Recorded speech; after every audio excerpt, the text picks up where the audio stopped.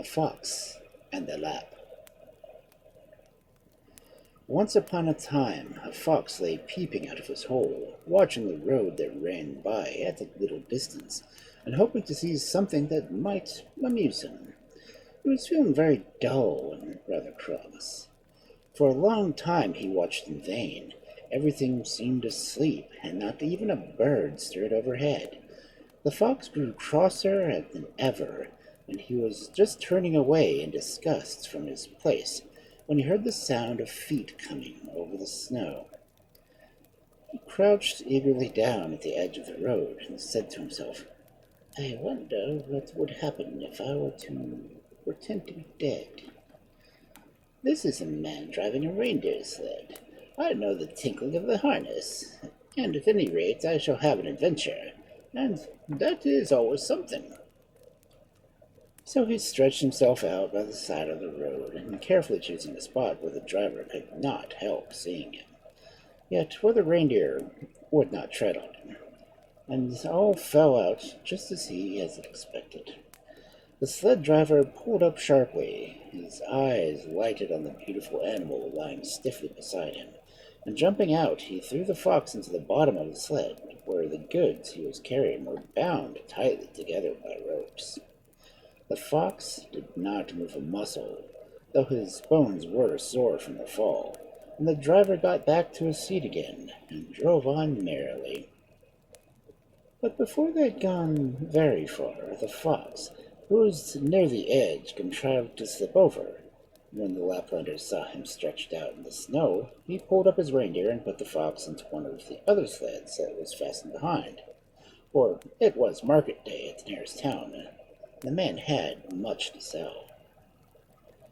They drove on a little further, when some noise in the forest made the man turn his head, just in time to see the fox fall with a heavy thump into the frozen snow.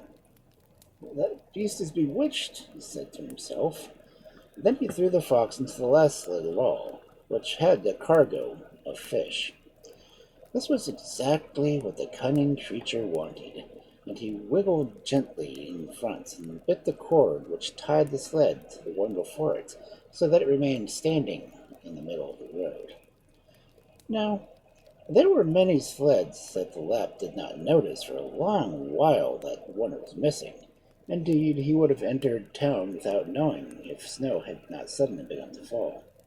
Then he got down to secure more firmly the cloth that kept his goods dry, and going to the end of the long row, discovered that the sled containing the fish and the fox was missing. He quickly unharnessed one of his reindeer and rode back along the way it had come, to find the sled standing safely in the middle of the road. But as the fox had bitten off the cord close to the noose, there was no means of moving it away. The fox, meanwhile, was enjoying himself mightily. As soon as he had loosened the sled, he had taken his favorite fish from among the piles neatly arranged for sale, and trotted off to the forest with it in his mouth. By and by he met a bear, who stopped and said, "Where'd you get that fish, Mr. Fox?" "Oh, not far off," answered he. "I just stuck my tail in the stream close to the place where the elves dwell, and the fish hung itself on it." "Dear me," snarled the bear, who was hungry and not in the best of tempers. "If the fish hung on your tail, I suppose he will hang on mine." "Oh, yes, certainly, grandfather," replied the fox, "if you have the patience to suffer what I suffered." "Of course I can," replied the bear. "What nonsense you talk! Show me the way." So the fox led him to the bank of the stream, which, being in a warm place, had only lightly frozen in places, and was at this moment glittering with the spring sunshine. "The elves bathe here," he said. "If you put your tail in, the fish will catch hold of it, but it will be no use being in a hurry, or you will spoil everything." And he trotted off, but only went out of sight of the bear, who stood still on the bank, with his tail deep in the water. Soon the sun set, and it grew very cold, and the ice formed rapidly, and the bear's tail was fixed as tight as if a vice had held on to it. And when the fox saw that everything had happened just as he planned it, he called out loudly, Be quick, good people! Come with your bows and spears! The bear has been fishing in your brook! In a moment, the whole place was full of little creatures, each with a tiny bow and a spear hardly big enough for a baby. But both arrows and spears could sting, as the bear well knew, and in his fright he gave such a tug to his tail that it broke off short, and he rolled away into the forest as fast as his legs could carry him. At this sight, the fox held his sides for laughing, then scampered away in another direction. But by and by he came to a fir tree and crept into a hole in the roots. After that he did something very strange. Taking one of his hind feet between his two front paws, he said softly, "What would you do, my foot, if someone was to betray you?" "I'll run as quickly that he could catch me not." "What would you do, mine ear, if someone was to betray me?" "I would listen so hard that I should hear all his plans." "What would you do, my nose, if someone was to betray me?" "I would smell so sharply that I should know from afar that he was coming." "What would you do, my tail, if someone was to betray me?" "I would steer you so straight a course that you would soon be beyond his reach. Let us be off. I feel as if danger is near." But the fox was comfortable where he was, and did not hurry himself to take his tail's advice. Before long he found he was too late, for the bear had come round another path, and guessing where his enemy was, began to scratch at the roots of the tree. The fox made himself as small as he could, but a scrap of his tail peeped out, and the bear seized it and held tight. Then the fox dug his claws into the ground, but was not as strong as the bear, but to pull against it, and slowly he dragged forth, and his body flung over the bear's neck. In this manner they set out down the road, the fox's tail always being in the bear's mouth. After they had gone some way, they passed a tree stump on which a bright-colored woodpecker was tapping. "Ah, those were better times when I used to paint all the birds with gay colors," sighed the fox. "What are you talking about, old fellow?" asked the bear. I was saying nothing," answered the fox drearily. "Just carry me to your cave and eat me up as quick as you can." The bear was silent, and thought of his supper, and the two continued their journey till they reached another tree with a woodpecker tapping on it. "Ah, those were the better times when I used to paint all the birds with such gay colors," said the fox again to himself. "Couldn't you paint me too?" asked the bear suddenly. But the fox shook his head, for he was always acting, even if no one was there to see him. "You bear pain so badly," he said in a thoughtful voice. "You are impatient, besides, and could never pull up all that is necessary. Why, you would first have to dig a pit, and then twist ropes of willow, and drive in posts to fill the hole with pitch, and last of all, set it on fire. Oh, no, you would never be able to do all that." "It does not matter a straw how hard the work is," answered the bear eagerly. "I will do every bit." And as he spoke, he began tearing up the earth so fast that soon the deep pit was ready, deep enough to hold him. "That is all right," said the fox at last. "I see I was mistaken in you. Now sit here, and I will bind you." So the bear sat down on the edge of the pit, and the fox sprang on his back, which he crossed with the willow ropes, and then set fire to the pitch. It burnt up in an instant and caught the bands of willow and the bear's hair. But he did not stir, for he thought that the fox was rubbing the bright colors into him, and he would soon be as beautiful as the whole meadow of flowers. But when the fire grew hotter, still he moved uneasily from one foot to the other, saying imploringly, "It is getting rather warm, old man." But all the answer he got was, "I thought you would never be able to suffer the pain like those little birds." The bear did not like being told he was not as brave as a bird, so he set his teeth and resolved to endure anything sooner than speak again. But by this time the last willow band had burned through, and with a little push the fox sent his victim tumbling into the grass, and ran off to hide himself in the forest.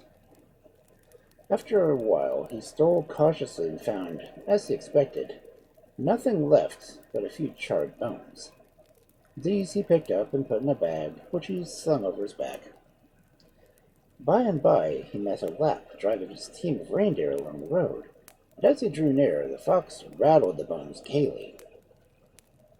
"That sounds like silver or gold," thought the man to himself, and he said politely to the fox, "Good day, friend. What have you got in your bag that makes such a strange sound?" "Oh, the wealth my father has left me," answered the fox. "Do you feel inclined to bargain?" "Well, I don't mind," replied the Lapp, who was a prudent man and did not wish the fox to think him too eager. "But show me first what money you've got." "But I can't do that," answered the fox. "My bag is sealed up. But if you will give me those 3 reindeer, you shall take it as it is, without contents." The Lapp did not quite like it, but the fox spoke with such an air that his doubts melted away. He nodded and stretched out his hand. The fox put the bag in it, and unharnessed the reindeer he had chosen. "Oh, I forgot!" exclaimed he, turning around as he was about to drive them the opposite direction. "You must be sure not to open the bag until you have gone at least 5 miles, right on the other side of those hills over there. If you do, you'll find that all the gold and silver will be changed to a parcel of charred bones." Then he whipped up his reindeer and was soon out of sight. For some time the Lapp was satisfied with hearing the bones rattle, and thinking to himself what a good bargain he had made, and all the things he would buy with the money. But after a bit, this amusement ceased to content him. Besides, what was the use of planning when you did not know for certain how rich you were? Perhaps there might be a great deal of silver and only a little gold in the bag, or a great deal of gold and only a little silver. Who could tell? He would not, of course, take the money out to count it, for that might bring him bad luck. But there could be no harm in just a little peep. So he slowly broke the seal and untied the strings. Behold, a heap of burnt bones lay before him. In a minute he knew that he had been tricked, and flinging the bag to the ground in a rage, he ran after the fox as fast as his snowshoes would carry him. Now, the fox had guessed exactly what would happen, and was on the lookout. Directly he saw the little speck coming toward him, and he wished that the man's snowshoes might break. In that very instant, the Lapp's shoes snapped in two. The Lapp did not know that this was a fox's world, but he had to stop and fetch one of his other reindeer, which he mounted, and set off in pursuit of his enemy. The fox soon heard him coming, and this time he wished that the reindeer might fall and break its leg. And so it did, and the man felt it was a hopeless chase, and that he was no match for the fox. So the fox drove on in peace till it reached the cave where all his stores were kept, and then he began to wonder whom he could get to help him kill his reindeer, for though he could steal reindeer, he was still a bit too small to kill them. After all, it will be quite easy, thought he, and he bade a squirrel, who was watching him on the tree close by, to take a message to the robber beasts of the forest. And in less than half an hour, a great crashing of branches was heard, and bears and wolves and snakes, mice and frogs and other creatures came pressing up to the cave. When they heard why they were summoned, they declared themselves ready, each one to do his part. The bear took his crossbow from his neck and shot the reindeer in the chin, and from that day to this, every reindeer has a mark in the same spot, which is always known as the bear's arrow. The wolf shot him in the thigh, and the sign of his arrow still remains, and so with the mouse and the viper and all the rest, even the frog, and at last the reindeer all died. Then the fox did nothing but looked on. "I really must go down to the brook and wash myself," he said, though he was perfectly clean, and he went under the bank and hid himself behind a stone. From there he set up the most frightful shrieks so that the animals fled away in all directions. Only the mouse and the ermine remained as they were, for they thought that they were much too small to be noticed. The fox continued his shrieks till he felt sure that the animals must have got a safe distance. Then he crawled out of his hiding place and went to the bodies of the reindeer, which he now had all to himself. He gathered a bundle of sticks for a fire and was just preparing to cook a steak when his enemy, the Lapp, came up, panting with haste and excitement. "Oh, what are you doing here?" he cried. "Why did you palm those bones on me? And why? When did you got the reindeer? Why did you kill them?" "Oh, my dear brother," answered the fox with a sob, "do not blame me for this misfortune. It is my comrades who have slain them in spite of my prayers." The man made no reply, for the white fur of the ermine, who was crouching in the mouse behind some stones, had just caught his eye. He hastily seized an iron hook which flung over the fire and flung it at the little creatures. But the ermine was too quick for him, and the hook only touched the top of his tail, and that has remained black to this day. As for the mouse, Lapp threw a half-burnt stick after him, and though it was not enough to hurt him, his beautiful white skin was smeared all over with it, and all the washing in the world would not make him clean again. And the man would have been wiser if he had let the ermine and the mouse alone, but when he turned around again, he found that he was alone. Directly the fox noticed that his enemy's attention had wandered from himself and watched his chance, and stole softly away until he reached a clump of thick bushes. Then he ran as fast as he could till he reached a river, where the man was mending his boat. "Oh, I wish I had a boat to mend too," he cried, sitting up on his hind legs, looking at the man's face. "Stop your silly chatter," answered the man crossly, "or I will give you a bath in the river." "Oh, I do wish I had a boat to mend," cried the fox again, as if he had not heard. And the man grew angry and seized him by the tail and threw him far out in the stream close to the edge of an island, which was just what the fox had wanted. He easily scrambled up, and sitting on the top, he called, "Hasten, hasten, O fishes, and carry me to the other side." And the fishes left the stones where they had been sleeping, and the pools where they had been feeding, and hurried to see who could get to the island first. "I've won!" shouted the pike. "Jump on my back, dear fox, and you will find yourself on thrice the opposite shore." "No, thank you," answered the fox. "Your back is much too weak for me. I should break it." "Nice try," said the eel, who had wriggled to the front. "No, thank you," replied the fox again. "I should slip over your head and would be drowned."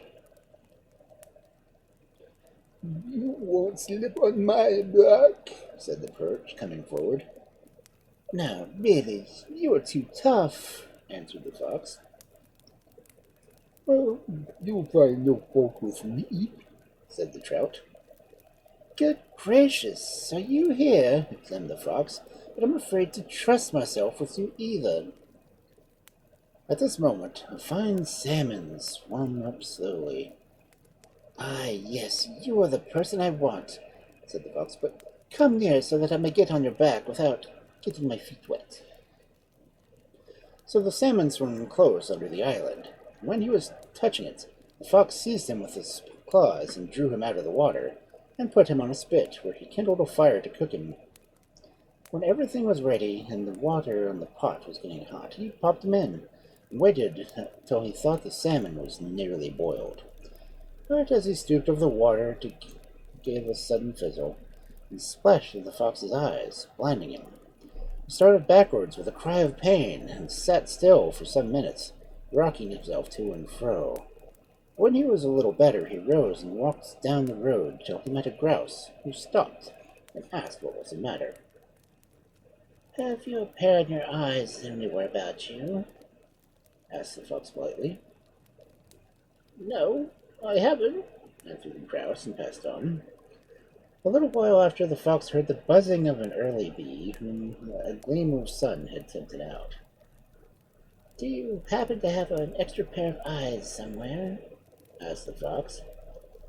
"I'm sorry to say I have only those I am using," replied the bee. And the fox went on until he nearly fell over an asp who was gliding across the road. "I should be so glad if you would tell me where I can get a pair of eyes," said the fox. "I suppose you don't happen to have any you could lend me." "Well, if you only want them for a short time, perhaps I could manage," answered the asp. "But I can't do without them for long." "Oh, it is only for a very short time that I need them," said the fox. "I have a pair of my own just behind that hill, and when I find them I will bring yours back to you. Perhaps you will keep these till then." So he took out his eyes of his head and popped them into the head of the asp, put the asp's eyes in their place. As he was running off, over his shoulder he cried, "As long as the world lasts, the asp's eyes will go down in the heads of foxes from generation to generation." And so it has been. But if you look at the eyes of an asp, you will see that they are all burnt. And though thousands and thousands of years have gone by since the fox was going about playing tricks upon everybody he met, the asp still bears the traces of the day when the sly creature took the sin.